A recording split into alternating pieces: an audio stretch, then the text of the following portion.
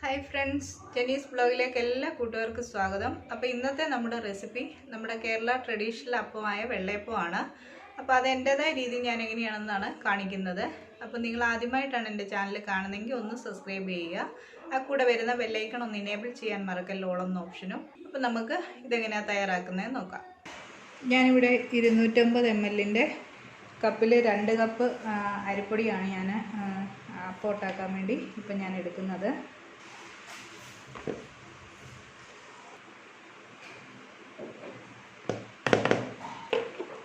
ഞാനിത് എടുത്തിരിക്കുന്നത് ഇടിയപ്പത്തിനൊക്കെ നമ്മൾ ഉപയോഗിക്കുന്ന പൊടി തന്നെയാണ്, വറുത്ത അരിപ്പൊടി തന്നെയാണ്. അപ്പം ഞാൻ ഈസ്റ്റ് കലക്കാൻ വേണ്ടി ഞാൻ എടുത്തിരിക്കുന്നത്, ഞാൻ ഇപ്പോൾ ഒരു തേങ്ങ പൊട്ടിച്ച് അതിൻ്റെ കിട്ടിയിരിക്കുന്ന വെള്ളമാണ്.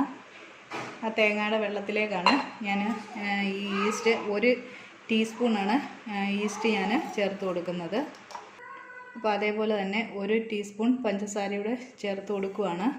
അപ്പോൾ ഇത് നമുക്കൊന്ന് കപ്പി കാച്ചിയെടുക്കുന്നിടം വരെ നമുക്കിതൊന്ന് കലക്കി വെക്കാം. അപ്പോൾ നമുക്ക് കപ്പി കാച്ചിയെടുക്കാൻ വേണ്ടി ഞാനൊരു 2 ടേബിൾ സ്പൂണോളം ഇതിനകത്ത് നിന്ന് നമ്മൾ എടുത്തു വെച്ചിരിക്കുന്ന അരിപ്പൊടിയിൽ നിന്ന് മാറ്റുവാണ്.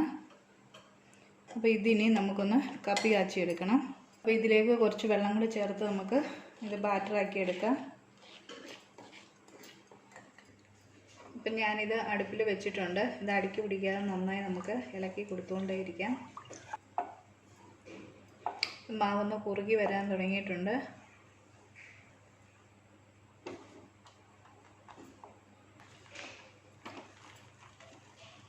ഇപ്പം നമ്മൾ ഒഴിച്ചു കൊടുത്ത് വെള്ളമെല്ലാം വറ്റി മാവൊന്ന് തിക്കായി വന്നിട്ടുണ്ട്. ഇനി നമുക്ക് തീ ഓഫ് ചെയ്ത് നമുക്കിത് തണുക്കാൻ വേണ്ടി വെക്കാം.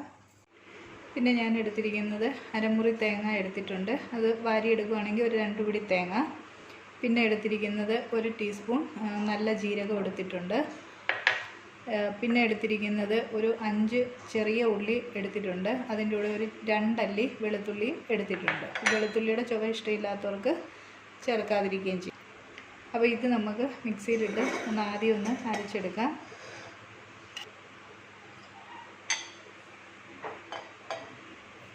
ഇതിലേക്ക് ജീരകം ചേർത്ത് കൊടുക്കാം, ചെറിയ ഉള്ളിയും വെളുത്തുള്ളിയും ചേർത്ത് കൊടുക്കാം.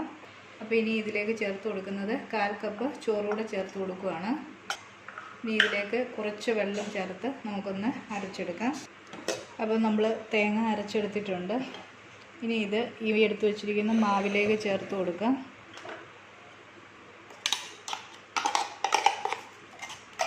ഇപ്പോൾ കപ്പി കാച്ചി വെച്ചിരിക്കുന്ന ബാറ്റർ തണുത്തിട്ടുണ്ട്. അത് നമുക്ക് ഇതിലേക്ക് ചേർത്ത് കൊടുക്കാം.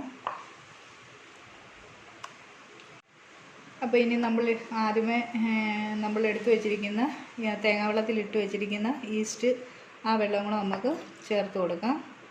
ഇതിപ്പോൾ ഒത്തിരി ഒന്നും പൊങ്ങിയില്ലെങ്കിലും കുഴപ്പമില്ല, നമ്മളിത് മിക്സിയിലിട്ട് ഒന്നുകൂടെ അടിക്കുന്നതാണ്. ഇനി നമുക്കൊന്ന് നന്നായിട്ടൊന്ന് ഇളക്കിയെടുക്കാം.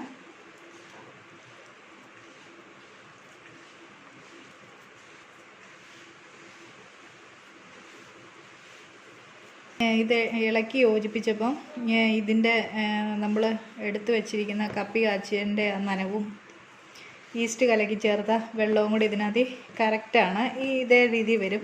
പക്ഷേ ഇതിന് നമ്മളൊന്ന് മിക്സിയിലകത്തിട്ട് അടിക്കുന്ന സമയത്ത് കുറച്ച് വെള്ളം കൂടെ നമുക്ക് ചേർത്ത് കൊടുക്കണം. എന്നാൽ ഈ ബാറ്ററി ലൂസായി പോകാൻ പറ്റില്ല. അപ്പോൾ നമുക്ക് മിക്സിയിലിട്ട് ഇത് 1 മിനിറ്റ് ഒന്ന് കറക്കി എടുത്തിട്ട് നമുക്കിത് ഞാൻ ഒരു ഓവർനൈറ്റാണ് ഇത് വെക്കുന്നത്. ഇതിലിപ്പോൾ നമ്മൾ ഉപ്പും പഞ്ചസാരയും ചേർത്ത് കൊടുത്തിട്ടില്ല. ഇത് മാവൊന്ന് പുളിച്ച് പൊങ്ങിയതിന് ശേഷം രാവിലെ നമുക്ക് ചേർത്ത് കൊടുക്കാം. അപ്പോൾ ഇത് മിക്സിക്കകത്ത് ജസ്റ്റ് ഒന്നിട്ടൊന്ന് അടിച്ചെടുത്തിട്ട് ഒഴിക്കാം. അപ്പോൾ ഞാൻ കുറച്ച് അടിച്ചെടുത്തിട്ടുണ്ട്.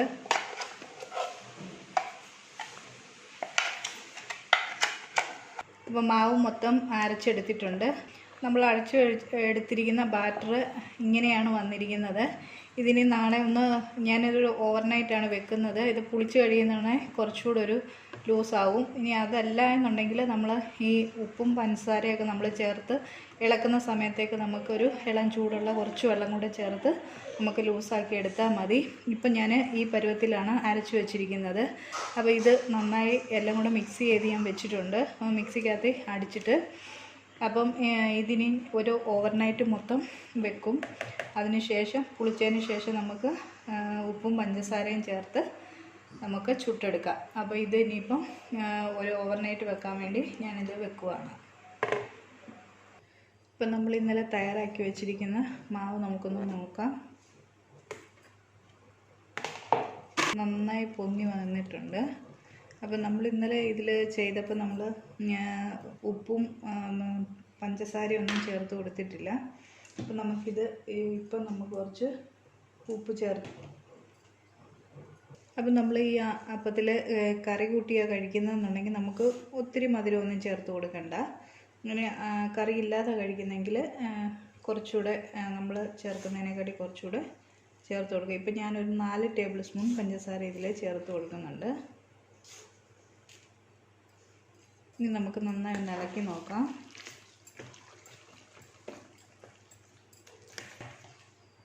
നമ്മൾ ഇന്നലെ കലക്കി വെച്ച ആ ബാറ്റർ ഇപ്പം പുളിച്ച് പൊങ്ങിയതിന് ശേഷം ശരിയായ കൺസിസ്റ്റൻസി വന്നിട്ടുണ്ട്.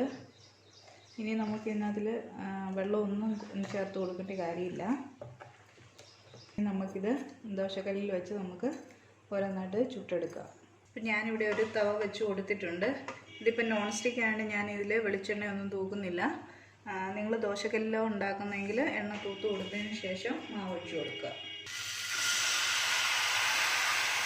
ജസ്റ്റ് ഒന്ന് പരത്തി കൊടുത്താൽ മതി.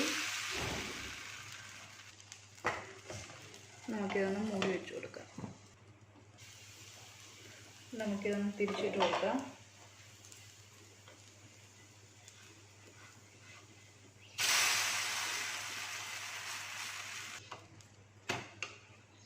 നമ്മുടെ 2 സൈഡും വെള്ളയപ്പം റെഡി ആയിട്ടുണ്ട്.